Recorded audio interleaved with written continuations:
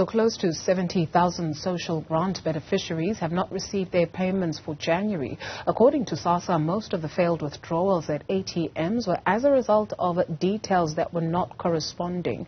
So what does that mean? Well, the spokesperson for SASSA, Letsatsi, joins us now to tell us more. Thank you very much, sir, for your time this afternoon. What does it mean when details are not corresponding? What details? Good afternoon, and thanks for having us. I think basically, let me just correct the number. It's not necessarily 70,000, it's 150,000 beneficiaries who are affected. And what we basically mean that the details do not correspond. You may find that the ID number does not correspond with what is appearing in the bank. Or you may find in some instances the details or the names as they are retained when people change their payment method do not correspond. And this matter was basically picked up by the AG sharply so that SASSA is not acting against this particular anomaly. Hence, we had to make a decision to ensure that we pay the right grant to the correct person.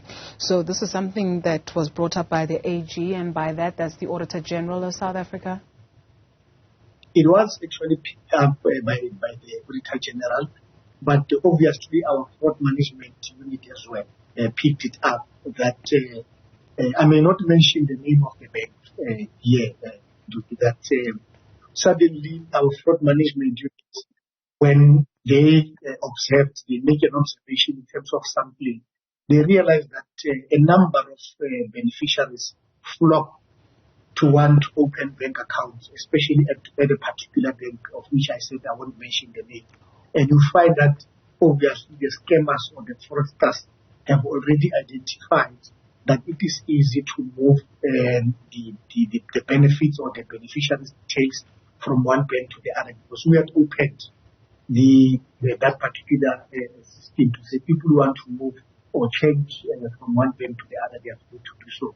So fraudsters, when we try to do something positive, fraudsters, they see something that they can steal people's money. Given that you had lead time, sir, as an agency, was there enough notice given to beneficiaries? Yes, we basically do it every month. We do a bank verification. We know that in some instances there may be an error which we think can be corrected. For example, if you're supposed to write Paseka, you can write Paseko. That can be attended to. But if the ID number and the account number do not match, the bank actually do not even compromise. If you write the wrong account number, they basically kick it out. But it's also our responsibility as an organization to make sure that we communicate with the affected individuals. We have given that instructions to our provinces to make sure that they get into contact with them because of this particular problem. But we just want to appeal basically to our people that if you change your address, please notify us so that we know that we can communicate with you directly. If you change your name or whatsoever, also make sure that we are contacted. If you change your cell number in some instances, please inform us that the cell number has changed.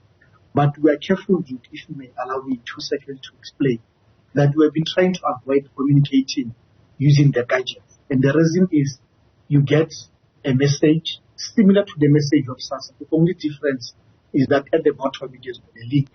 And at that link, they ask you to press the link with the ID number and the PIN. And once you do that, the fraudsters are gone with your money.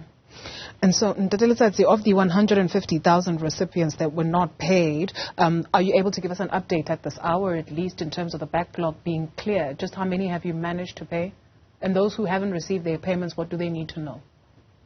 The backlog is that what we have requested is that because we've got the details of those beneficiaries, we might experience problems there and there where the numbers have changed, but we have instructed our agents to continue to communicate directly with these beneficiaries. And all that we want them to do is to do the proof of life, present themselves to the SASSA office that this account indeed belongs to me, and so forth. We know that there may be problems which are raised by the NGOs, and we think that together between SASSA and NGOs, if we can work together, we can then be able to address this particular fraudulent activities which is taking place within the grant system. What are the issues that are being brought up by NGOs? The issues which are brought by the NGOs are genuine, that in some instances you find that a person's account number and the ID number corresponds. This person has not changed their method of payment. Why are they affected and so forth? But you would find that we can attend to those particular individuals. That's why we said our provinces must make sure that they contact them directly and engage with them. But we think that if these issues are picked up, it must not be an issue which put us on a collision course with the NGOs. It must be issues which help us to work together so that we are able to help the beneficiaries.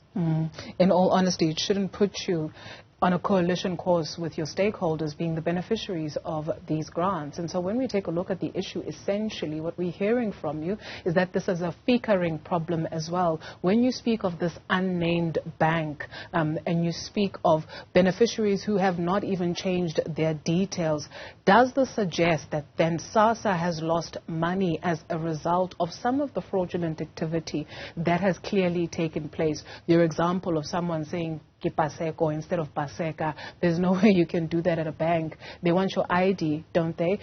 Or they scan your fingerprint, don't they? And so this is something that should not essentially be happening. And so, one, have you lost money? Two, what's really going on there if we're saying in South Africa that we fika? Look, Dudu, I think me and you might know that there are people who go down the street, some shop at the corner to buy the SIM cards. We know that we are subjected to strict rules to make sure that when we have a SIM card or a cell phone, it's a proper phone which belongs to you. But there are people who just go around the corner and buy a SIM card and it's operating.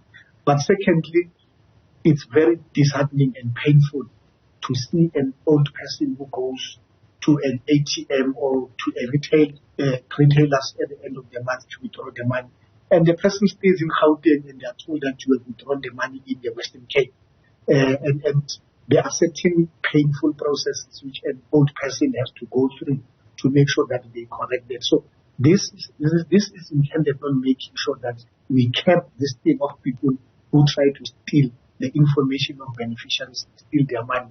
They don't care whether a person is afraid or whether a person is hungry, as long as they got their hand on the grant of beneficiaries, they will do it at any given moment.